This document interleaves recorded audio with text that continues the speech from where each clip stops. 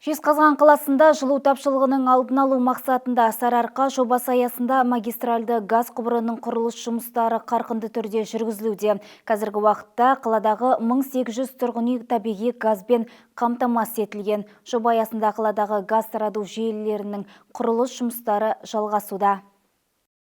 Жезқазған қаласын газдандыру 3 кезек пен 7 іске қосу кешенінен тұрады. Биыл 2 кезек пен 5 іске қосу кешені аяқталып пайдалануға берілді. Қазіргі уақытта жекеменшік сектордағы 1800 үй орталықтандырылған газ жүйесіне қосылды. Көгілдір отынның игілігін 91 және 94 ықшам аудандар мен облыс орталығының батыс ауданының тұрғындары көріп отыр.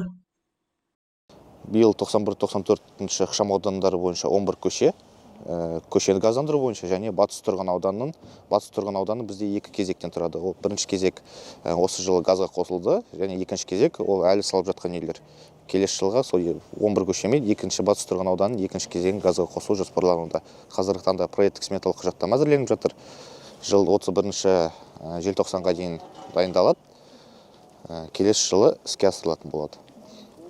Қаланы газдандырудың 3-ші кезеңі 2025 жылдың басында басталады. 91-92 ықшам аудандардың 11 көшесі мен Кеңгір ауылын газдандыру жоспарланып отыр. 2026 жылға дейін көгілдір отын 1500 абонентке қолжетімді болмақ. 2025 жылға бізде Кеңгір ауылын газдандыру проектісі іске асырылып жатыр. Қазіргі таңда проекттік сметалық құжаттама дайындалып, құрылыс монтаж жұмыстарына мердігер анықталды. Шымкент қаласының Шымкентгаз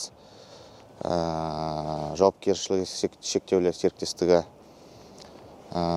Кеңгір ауылын газдандыру бойынша жалпы сомасы 1 миллиард 300 миллион теңге, жалпы ұзындығы 25 шақырымды құрайды.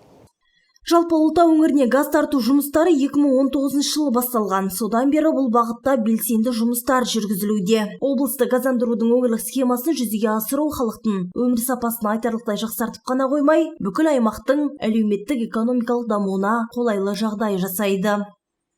Гүлім Мұратқызы, Мейіржан Мерамұлы, Ұлытау телеарнасы.